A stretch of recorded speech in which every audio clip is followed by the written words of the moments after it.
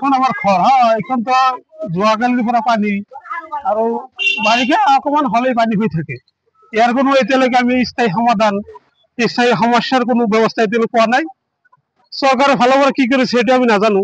পৌৰসভা এখন আছে সেইফালৰ পৰা কি কৰিছে সেইটো আমি নাজানো। আজি সৰু সৰু ল'ৰা ছোৱালী আমাৰ নেৰানা বৰষুণৰ ফলত পানী মানে জম হৈ আছে। পানীখিনি ওলাই যোৱাৰ কোনো তেনেকুৱা ব্যৱস্থাও নাই, যাৰ কাৰণে আমি ভুগিব লগা হৈছো। আমি এখন মিডিয়াৰ জৰিয়তে অসম চৰকাৰক জনাব খুজিছো যে এই যি অৱস্থা হৈছে এই অৱস্থাৰে এটি স্থায়ী সমস্যা সমাধান হ'ব লাগে। তাৰ কাৰণে মই অসম চৰকাৰক বাৰম্বাৰ মানে মিনতি কৰিছো যে আমাৰ এই সমস্যাখিনি যাতে স্থায়ী সমাধান কৰি দিয়ে।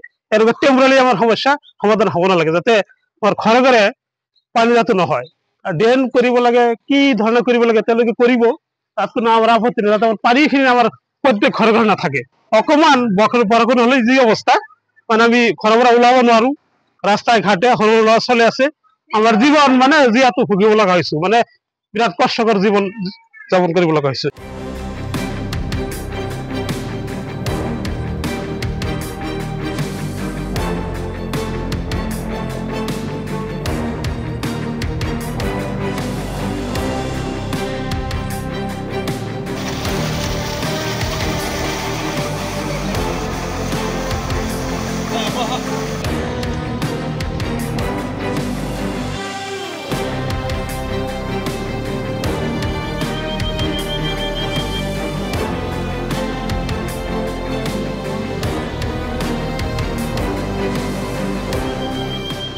এখন আমাৰ ঘৰ এখন তো যোৱাকালিৰ পৰা পানী আৰু বাৰিষা অকমান হলেই পানী হৈ থাকে।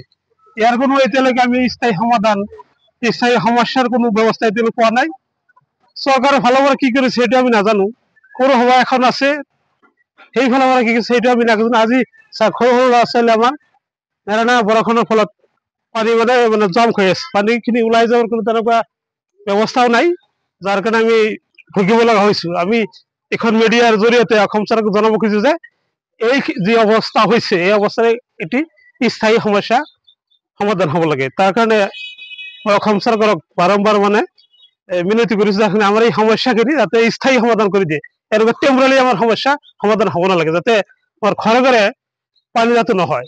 ড্ৰেইন কৰিব লাগে, কি ধৰণে কৰিব লাগে তেওঁলোকে কৰিব, তাত কোনো আমাৰ আপত্তি নাই। যাতে পানীখিনি আমাৰ প্ৰত্যেক ঘৰে ঘৰে নাথাকে। অকমান বৰষুণ হলে যি অৱস্থা মানে আমি ঘৰৰ পৰা ওলাব নোৱাৰো, ৰাস্তায় ঘাটে সৰু ল'ৰা ছোৱালী আছে। আমাৰ জীৱন মানে জীয়াতো ভুগিব লগা হৈছো, মানে বিৰাট কষ্টকৰ জীৱন যাপন কৰিব লগা হৈছে।